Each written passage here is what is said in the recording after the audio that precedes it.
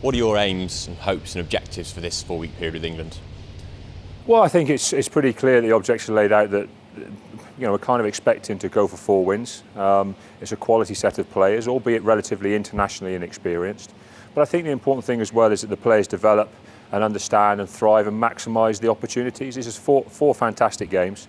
And the guys I've been involved with, particularly the forwards, all I've said to them is they've got to maximise opportunities. They've got to make sure they stand up and they take their opportunities within the game. If they hide and just try and get through an international game, they're not going to develop as a player. So for me, it's like I say, especially with the newer forward, it's about encouraging them to take charge, make sure they're vocal, make sure they communicate, make sure they want to be in the thick of the action. By being in the thick of the action, they'll become better players. And that's the important thing. These guys have to be better players at the end of this tour than they are now. They have to be more comfortable in the international environment. And Stuart has to be more comfortable picking them.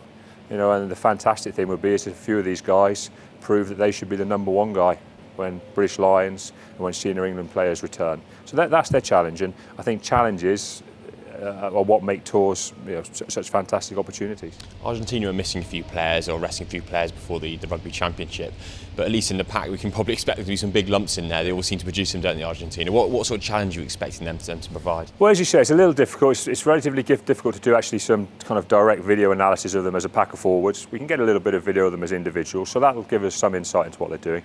But I think, as you say, we know they're going to kind of come after you at scrum time. They're very dangerous around the breakdown, very committed in the tackle area.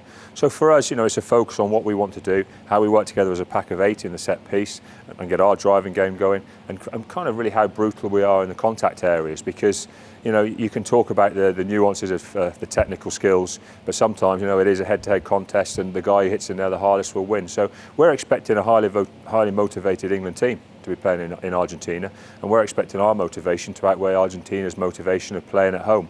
That's what makes it a fantastic challenge. That's why these 2 test matches against Argentina will accelerate the learning of these young players fantastically. They almost couldn't get thrown into a better environment to come out of it. It's like chucking a bit of steel into a furnace. It'll come out harder the other side. It's not very pleasant in the middle, but it comes out harder the other side, and that's what we're expecting to happen with this group of players.